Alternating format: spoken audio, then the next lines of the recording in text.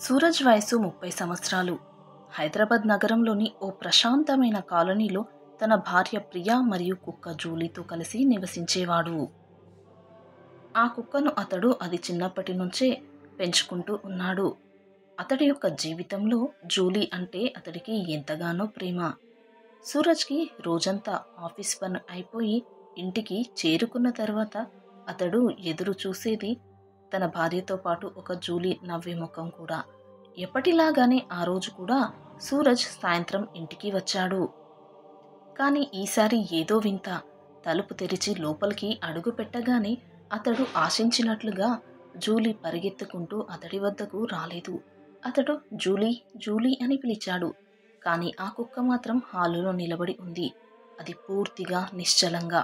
దాని కళ్ళు ఒక్క దిశలోనే ఉన్నాయి, స్టోర్ రూమ్ గోడవైపు. సూరజ్కి ఇది చాలా విచిత్రంగా అనిపించింది. ఇదేమిట్రా జూలీ, ఏదైనా చూసావా అని అడుగుతూ దాని దగ్గరికి వెళ్ళాడు. కాని ఆ కుక్క అసలు కదలడం లేదు. దాని తోక మాత్రం మెల్లగా ఊగుతోంది. కాని అది మొరగడం లేదు. ఏదో ఒక అర్థం కాని చూపుతో గోడను గమనిస్తూ ఉంది. రాత్రి దాటింది. సూరజ్ ఆలోచించాడు, ఏదో దాని కళ్ళకు ఏదైనా కనిపిస్తుందేమో అని. మరుసటి రోజు కూడా అదే. సూరజ్ ఇంటికి వచ్చాడు. జూలీ మళ్ళీ అటువైపుగా చూస్తూనే ఉంది. అదే ప్రదేశం. ఇక ఇది అతనికి అస్సలు సాధారణంగా అనిపించలేదు. ఇది సాధారణం కాదని అర్థమైంది. దాంతో అతడు నిర్ణయించుకున్నాడు, ఇదేంటో అసలు తెలుసుకోవాలి అని. అదే రాత్రి సూరజ్ నైట్ విజన్ కెమెరా ఒకటి కొనుక్కువచ్చాడు. లివింగ్ రూమ్లో గోడ ఎదురుగా పెట్టేశాడు. తర్వాతి రోజు అతడు తన ఆఫీస్కి బయలుదేరి వెళ్ళిపోయాడు. ఆ మరుసటి రోజు ఉదయం రికార్డింగ్ చూశాడు. అక్కడ జరిగింది చూసి అతడు స్తంభించిపోయాడు. ఎందుకంటే ఆ వీడియోలో కనిపించింది సూరజ్ ఇంట్లో లేనప్పుడు జూలీ సాధారణంగానే తిరుగుతూ ఉంది. కానీ ఒక్కసారిగా సూరజ్ తలుపు తీయగానే ఆ జూలీ పరిగెత్తుకుంటూ ఆ గోడ ముందు నిలబడి చూస్తూ ఉంది. అంటే సూరజ్ ఇంటికి వచ్చినప్పుడు మాత్రమే ఆ కుక్క ప్రవర్తన ఆ విధంగా కనిపిస్తోంది. కానీ ఎందుకు? సూరజ్ మళ్ళీ మళ్ళీ ఆ వీడియోను చూశాడు. జూలీ ఆ గోడ ముందు నిలబడినప్పుడు దాని చూపు కాస్త కింద వైపు ఉంది. ఏదో గోడలోని ఒక మూలను గమనిస్తూ ఉంది. అతడు అనుకున్నాడు, బహుశా దాని వెనక ఏదో ఉంది. ఏదో అది చెప్పలేక తనకి చూపిస్తోంది అని. ఈ విషయం తన భార్యకి చెప్పాలి అనుకున్నాడు. కానీ తన భార్యకు ఈ మధ్య కాస్త ఏదో తెలియని బాధగా ఉన్నట్టుగా ఉంటుంది. అనారోగ్యంగా ఉందా అని అడిగితే అబ్బే అది ఏమీ లేదు, నేను బాగున్నాను అంటుంది. కానీ ఎప్పుడూ లేనిది తన భర్తతో అన్నది, సూరజ్ సంక్రాంతి పండుగ వస్తుంది కదా, నేను ఒక వారం రోజుల పాటు మా పుట్టింటికి వెళ్ళి రావాలి అనుకుంటున్నాను అని అడిగింది. ఆ మాటలు విని సూరజ్ కాస్త ఆశ్చర్యపోయాడు. ఎందుకంటే ఆమె ఎక్కువగా తన పుట్టింటికి ఎప్పుడూ వెళ్ళేది కాదు. అటువంటిది ఇప్పుడు తనే స్వయంగా తన పుట్టింటికి వెళ్తాను అని అడుగుతుంది. ఈ మధ్య తను కాస్త బాధగా కూడా ఉంటుంది. అది ఏంటో చెప్పడం లేదు. బహుశా తన పుట్టింటికి వెళ్తే రిలాక్స్ అవుతుందేమో అనుకుని, దీంట్లో అడగడానికి ఏముంది ప్రియా, వెళ్ళిరా అని సంతోషంగా సూరజ్ పంపించాడు. దాంతో ప్రియా నిన్నే వెళ్ళింది. నిన్న సాయంత్రం ఇంటికి వచ్చిన సూరజ్ని చూసి కుక్క ఈ విధంగా ప్రవర్తిస్తుంది. ఈరోజు కూడా అదే విధంగా ప్రవర్తిస్తుంది. దాంతో సూరజ్ ఆలోచనల్లో పడిపోయాడు. బహుశా ఈ కుక్క నాకు ఏదో చెప్పాలి అనుకుంటుంది. అసలది ఏం చెప్పాలనుకుంటుంది తెలుసుకోవాలి అనుకున్నాడు అతడు. దాంతో అతడు ఆ రోజు రాత్రి ఆ స్టోర్ రూమ్ తలుపు తెరిచి లోపలికి వెళ్ళాడు. అతడు లోపలికి నడిచేలోపే ఆ కుక్క పరిగెత్తుకుంటూ వెళ్ళి ఆ స్టోర్ రూమ్లోని ఒక గోడ దగ్గర ఉన్న ఓ పెట్టె వైపు చూస్తూ మురుగుతూ ఉంది. బహుశా ఈ పెట్టెనే జూలీ నాకు చూపించాలి అనుకుంటుందేమో. కానీ ఈ పెట్టెలో ఏముంది అని అతడు ఆ పెట్టెను ఓపెన్ చేయడానికి ఎంతో ప్రయత్నించాడు. కానీ దానికి లాక్ వేసి ఉంది. కీస్ కోసం అతడు వెతుకుతున్నాడు. అప్పుడు ఆ జూలీ వెంటనే బెడ్రూంలోకి పరిగెత్తింది. బహుశా దానికి తెలిసి ఉంటుందేమో అని దానిని అనుసరించాడు సూరజ్. అది ప్రియ యొక్క గాజుల బాక్స్ వైపు చూస్తూ మురిగింది ఆ బెడ్రూంలో. దాంతో సూరజ్ ఆ గాజుల బాక్స్ని ఓపెన్ చేసి అందులో చూశాడు. ఆ పెట్టె యొక్క కీ అందులో ఉంది. ఇదంతా సూరజ్ చూస్తూ సూరజ్కి చాలా ఆశ్చర్యం వేస్తుంది. అసలు ఆ పెట్టెలో ఏముంది? ఎందుకు జూలీ నాకు ఇంతలా చూయించడానికి ప్రయత్నిస్తోంది అని ఆలోచిస్తూ త్వరగా వెళ్ళి ఆ పెట్టెను ఓపెన్ చేశాడు.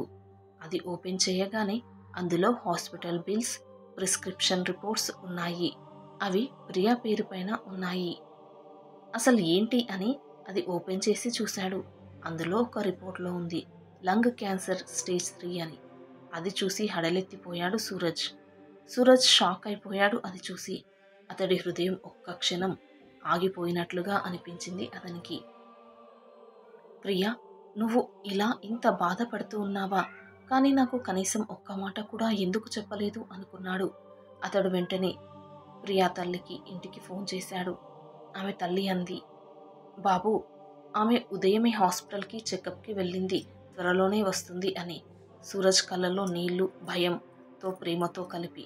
ఎందుకు వెళ్ళింది ఆంటీ అడిగాడు సూరజ్. జనరల్ చెకప్ కోసం వెళ్తాను అని చెప్పింది. నేను తనకి తోడుగా వస్తాను అన్నాను, కానీ వద్దని తను ఒక్కతే వెళ్ళింది అని చెప్పింది ఆమె. అది విని సూరజ్ కళ్ళల్లో కన్నీళ్లు మెదిలాయి. వెంటనే ఆ రిపోర్ట్లో ఉన్న హాస్పిటల్ అడ్రస్కి వెళ్ళాడు సూరజ్. అక్కడ డాక్టర్కి చూయించుకొని బాధాతప్త హృదయంతో ప్రియ ఒంటరిగా బయటకి నడుచుకుంటూ వస్తోంది హాస్పిటల్ నుండి. ప్రియ తన భర్త సూరజ్ని అక్కడ చూసి ఒక్కసారిగా నిశ్చేష్టురాలిలాగా నిలబడిపోయింది. ఆమె కళ్ళల్లో అప్రయత్నంగానే కన్నీళ్లు వచ్చాయి. సూరజ్ కళ్ళల్లో కూడా కన్నీళ్లు ఉన్నాయి. అతడి చేతిలో ఉన్న హాస్పిటల్ రిపోర్ట్స్ చూసిన ప్రియకు అర్థమైపోయింది తన అనారోగ్యం గురించి తన భర్తకు తెలిసిపోయింది అని. ఇన్నాళ్ళు తన లోపల దాచుకున్న దుఃఖమంతా కన్నీళ్ల ద్వారా బయటకి వస్తుంది. అప్పుడు సూరజ్ ఆమె దగ్గరికి వెళ్ళి హగ్ చేసుకొని ఏడుస్తూ ఉన్నాడు. ఎందుకు ప్రియా, ఇంత పెద్ద విషయాన్ని నాకు అసలు నువ్వు ఎందుకు చెప్పలేదు? నేను అంత పరాయివాడిని అయిపోయానా? ఈ బాధను నువ్వు ఒక్కదానివే అనుభవించావు అనుకున్నావా అన్నాడు. అదంతా విని అప్పుడు ప్రియా ఏడుస్తూ చెప్పింది, లేదు సూరజ్, నాకు తెలుసు ఈ విషయం నీకు తెలిస్తే నువ్వు ఎంతో బాధపడతావు అని. నేను ఇంకా ఎన్నాళ్ళు ఇక్కడ బ్రతుకుతానో నాకే సరిగ్గా తెలియదు. స్ట్రెస్ లేకుండా ఉంటే కొన్నాళ్ళు ఎక్కువగా బ్రతకగలనేమో. కానీ ఈ విషయం మీకు చెబితే నాపైన ఉన్న ప్రేమతో నువ్వు నీ ఆరోగ్యాన్ని పాడు చేసుకుంటావు. అందుకే ఈ విషయాన్ని చెప్పాలి అనుకోలేదు అంటూ ఆమె ఏడ్చింది. ఈ బాధని నాతో పంచుకోకుండా ఒక్కదానివే ఎలా భరించాలి అనుకున్నావు? ఇటువంటి పరిస్థితులలో నేను ధైర్యాన్ని కోల్పోయి నీ ఆరోగ్యాన్ని అస్సలు పాడు చేయను. మనం ఇంకా మంచి స్పెషలిస్ట్ని కలుద్దాం. నీకు అండగా నేను ఉంటాను. క్యాన్సర్ని తగ్గించుకోవడానికి నీతో పాటు నేను ఉన్నాను. నువ్వు నాకు దాచిన ప్రతి మాట ప్రేమతోనే దాచావు అని నాకు తెలుసు. కానీ ఇకపై మనం ఏది దాచుకోవద్దు, సరేనా? మనం ఇద్దరం కలిసి దీన్ని ఎదుర్కొందాం అన్నాడు. ప్రియా కళ్ళల్లో కన్నీరు, కానీ ముఖంలో ఒక ప్రశాంతమైన నవ్వు. జూలీ పక్కనే నిలబడి తోక ఊపుతూ మృదువుగా మొరిగింది, బహుశా సంతోషంతో. నిజమైన ప్రేమ అంటే ఆరోగ్యంగా ఉన్నప్పుడు తోడుగా ఉండడం కాదు, అనారోగ్యంలో కూడా చేతులు వదలకుండా నిలబడడం కాదంటారా? వీడియో నచ్చితే ప్లీజ్ లైక్ చేసి సబ్స్క్రైబ్ చేసుకోండి. Thanks for watching.